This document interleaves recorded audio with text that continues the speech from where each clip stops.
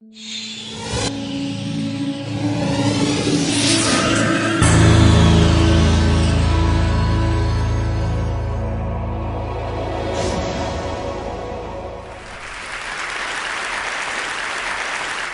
I grew up in New York City, between Harlem and the Bronx. Growing up as a boy, we was taught that men had to be tough, had to be strong, had to be courageous, dominating, no pain, no emotions, with the exception of anger and definitely no fear. That men are in charge, which means women are not. That men lead, and you should just follow and just do what we say. That men are superior, women are inferior. That men are strong, women are weak.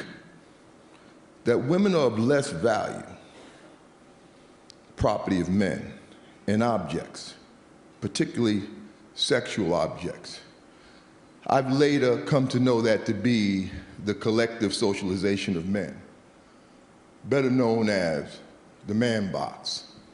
See, this man box has in it all the ingredients of how we define what it means to be a man. Now, I also want to say, without a doubt, there are some wonderful, wonderful, absolutely wonderful things about being a man. Well, at the same time, there's some stuff that's just straight up twisted. And we really need to begin to challenge, look at it, and really get in the process of deconstructing, redefining what we come to know as manhood. This is my two at home, Kendall and Jade. They're 11 and 12. Kendall's 15 months older than Jade. There's a period of time, when my wife, her name is Tammy, and we just got real busy and whip, whip, bip, bam, boom, Kendall and Jade. All right? And when they were about 5 and 6, 4 and 5, Jade could come to me. It didn't matter, come to me crying, It didn't matter what she was crying about. She can get on my knee, she can snot my sleeve up, just cry it out, Daddy got you, that's all that's important. Now Kendall, on the other hand, and like I said, he's only 15 months older than her, he come to me crying. It's like soon as I would hear him crying, a clock would go off. I would give the boy probably about 30 seconds, which means by the time he got to me, I was already saying things like, why you crying? Hold your head up, look at me, explain to me what's wrong, tell me what's wrong, I can't understand you while you're crying. And out of my own frustration of my role and responsibility of building him up as a man to fit into these guidelines and these structures that are defining this man box, I would find myself saying things like, just go in your room. Just go on in your room, sit down, get yourself together, and come back and talk to me when you could talk to me like a what? A man. Like a man. And he's 5 years old. And as I grow in life, I would say to myself, my God, what's wrong with me? What am I doing? Why would I do this? And I think back to my father. There was a time in my life where we had a very troubled experience in our family. My brother Henry, he died tragically when we was teenagers. We lived in New York City, as I said, we lived in the Bronx at the time. And the burial was a place called Long Island. It was about 2 hours outside of the city. And as we were preparing to come back from the burial, the cars stopped at the bathroom, to let folks take care of themselves before the long ride back to the city. And the limousine empties out. My mother, my sister, my auntie, they all get out, but my father and I stayed in the limousine. And no sooner than the women got out, he burst out crying.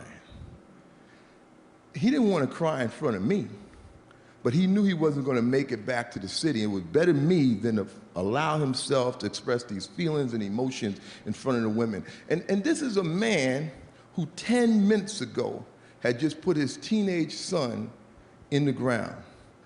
Something I just can't even imagine. The thing that sticks with me the most is that he was apologizing to me for crying in front of me. And at the same time, he was also giving me props, lifting me up for not crying. I come to also look at this as this fear that we have as men, this fear that just have us paralyzed, holding us hostage to this man box. I can remember speaking to a 12-year-old boy, a football player, and I asked him, I said, how would you feel if in front of all the players, your coach told you you were playing like a girl? Now, I expected him to say something like, I'll be sad, I'll be mad, I'll be angry, or something like that. No, the boy said to me, it would destroy me. And I said to myself, God, if it would destroy him to be called a girl, what are we then teaching him about girls?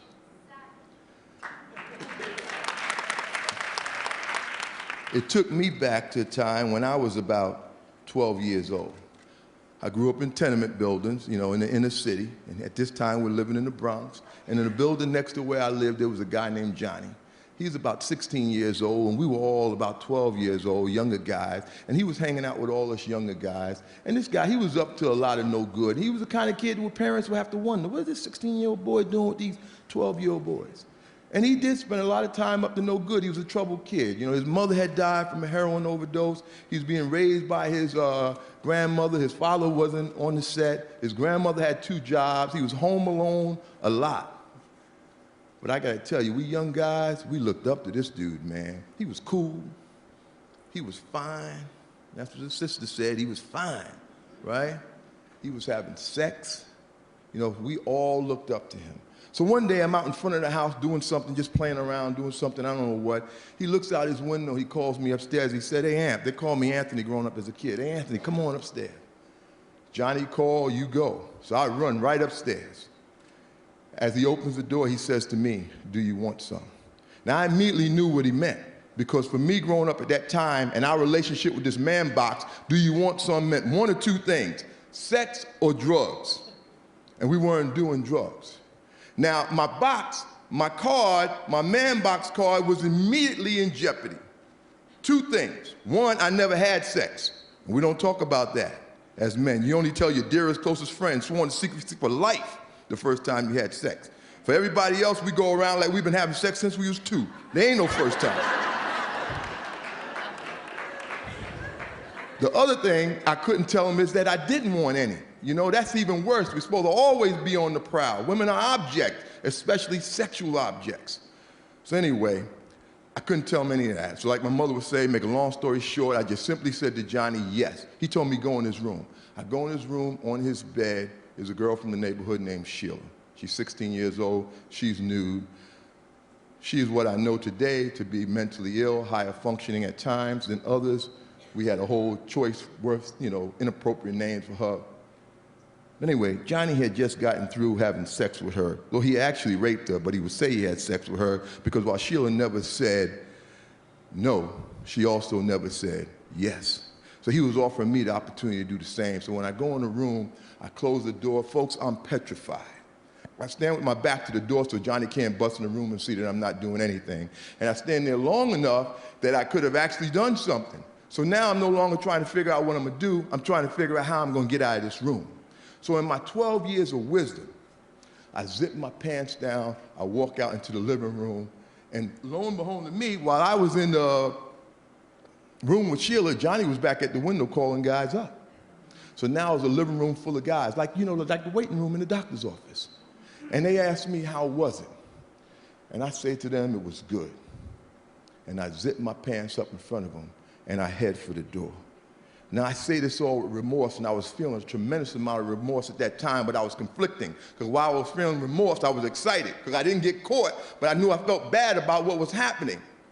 This fear getting outside the man box totally enveloped me. It was way more important to me about me and my man box card than about Sheila and what was happening to her.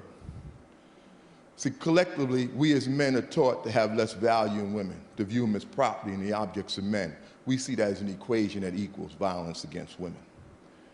We as men, good men, the large majority of men, we operate on the foundation of this whole collective socialization. We kind of see ourselves separate, but we're very much a part of it.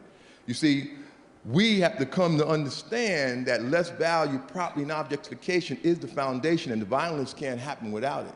So we're very much a part of the solution as well as the problem. The Centers for Disease Control says that men's violence against women is at epidemic proportions. It's the #1 health concern for women in this country and abroad.